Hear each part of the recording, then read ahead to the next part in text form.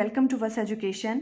हमने अपने लास्ट वाले लेक्चर में फेज़ डायग्राम किस तरह से ड्रॉ करते हैं, वेव फॉर्म कैसे ड्रॉ करते हैं, फेज़ क्या होता है, फेज़ डिफरेंस के बारे में हमने अच्छे से अंडरस्टैंड किया था।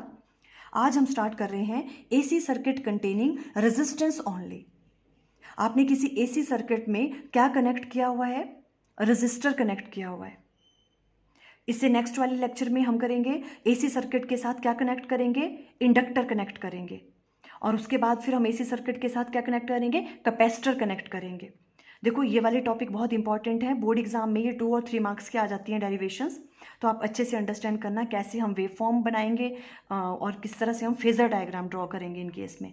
क्लियर है? ओके देखो फर्स्ट वन हम क्या ले रहे हैं? AC circuit containing resistance only. आप ये सिंपल वन है। हमने क्या किया है? एसी सर्किट के साथ क्या कनेक्ट कर दिया हुआ है? एक रेजिस्टर कनेक्ट किया हुआ है जिसकी रेजिस्टेंस कितनी है?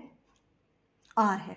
ठीक है। Suppose a resistor of resistance R is connected to a source of alternating EMF E और उसकी वैल्यू क्या है? E equal to E naught sine omega T. इसे हम फर्स्ट का नाम दे देंगे। ठीक है। अब हमारा वर्क क्या होगा? हमें आई की वैल्यू फाइंड आउट करनी है। ओके अब देखो हमने क्या किया, अभी इस तरह से हम कनेक्ट करेंगे। ये क्या है आपके पास? अल्टरनेटिंग ईएमएफ का सोर्स है ना, यहाँ से ई नॉट साइन ओमेगा टी। इसके साथ हमने क्या कनेक्ट किया? एक रजिस्टर जिसकी रेजिस्टेंस कितनी है? Capital R. मान लो एट एनी टाइम जो यहाँ से करंट पास कर रहा है वो कितना है? आई है एट एनी इंस्टेंट टी। देखो if I be the current in the circuit at instant t then the potential drop across R will be, कितना पोटेंशियल ड्रॉप होगा यहाँ पे? I into R. Potential drop कितना होगा यहाँ पे? आई आर, है ना। देखो इस तरह से ये हमारे पास, देखो ये हमारे पास एक अल्टरनेटिंग जो आपके पास ईएमएफ का सोर्स है, इसकी वैल्यू कितनी है? E naught sine omega T. ठीक है। और यहाँ पे हमने एक रेजिस्टर से कनेक्ट किया जिसकी रेजिस्टेंस है आर। मान लो एट एनी टाइम यहाँ से करंट कितना पास कर रहा है? आई पास कर रहा है। ठीक है। अब देखो हम क्या करेंगे? According to Kirchhoff's loop rule हम क्या कहते थे? जितनी भी आपके पास नेट ईएमएफ होती है वो किसके बराबर होती है?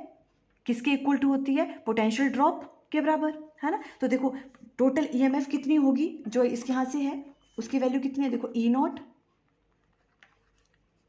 साइन ओमेगा टी, ये आपके पास नेट ईएमएफ है, इक्वल टू किसकी हो जाएगी? जितना यहाँ पे पोटेंशियल ड्रॉप हो रहा है। और पोटेंशियल ड्रॉप किसके बराबर हो रहा है? आई आर के बराबर। ये पोटेंशियल ड्रॉप के बराबर हो गया, है ना। इस तरह से हम राइट डाउन कर सकते हैं इसको, net EMF equal to potential drop के बराबर।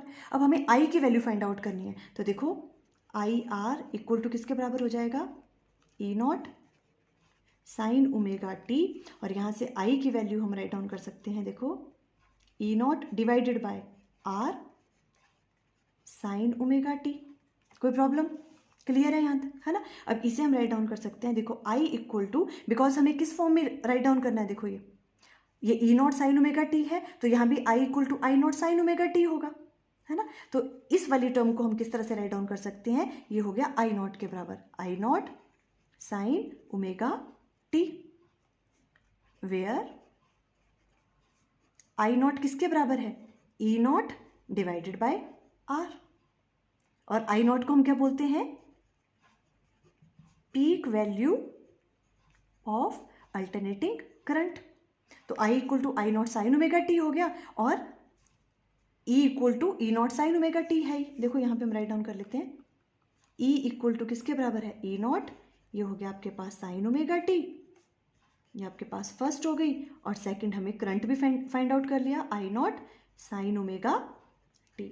देखो इस वाले केस में तो सिंपल वैल्यू आ गई E और I। जब हमने क्या किया? एसी सर्किट के साथ क्या कनेक्ट किया?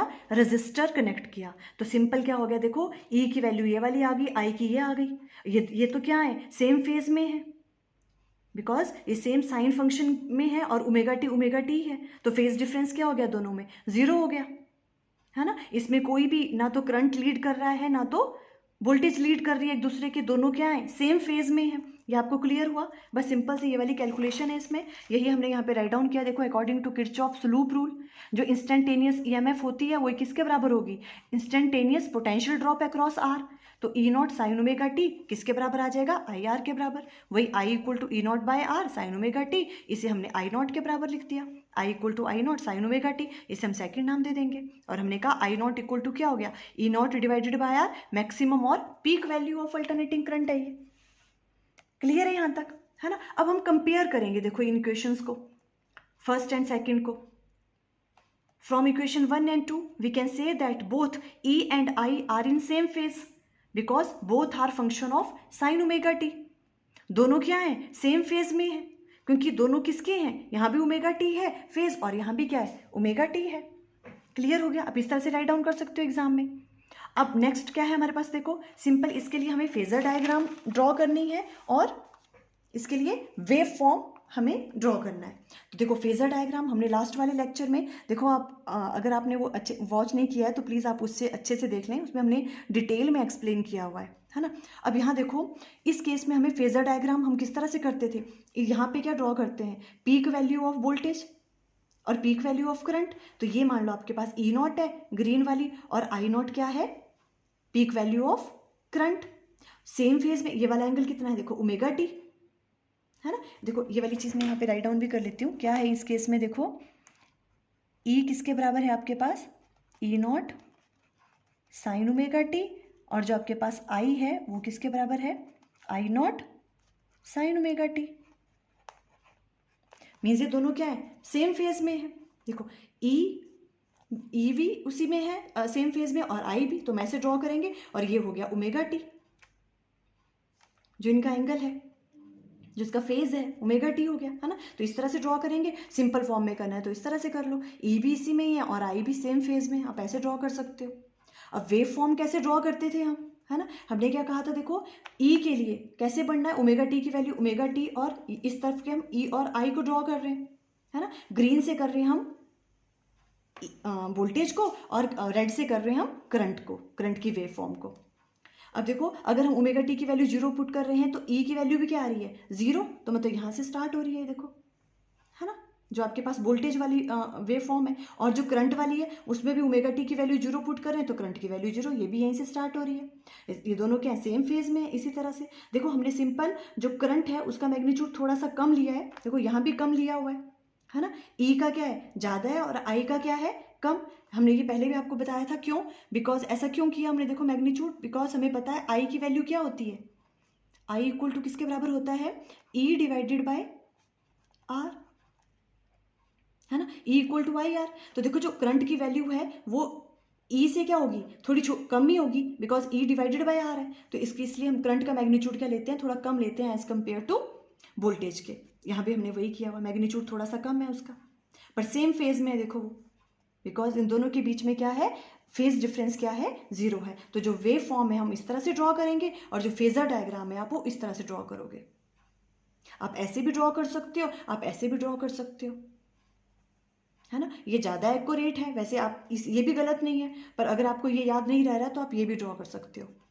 क्लियर हो गया। देखो सिंपल तो हमने क्या कहा, अगर हम एसी सर्किट में क्या कनेक्ट करते हैं, रेजिस्टेंस कनेक्ट करते हैं सिंपल, तो जो भी ई और आई हैं वो दोनों क्या होंगे, सेम फेज में होंगे, उनके बीच में जो फेज डिफरेंस होगा वो क्या होगा, 0 होगा। आई थिंक आपको क्लियर हो गया। Okay, thank you.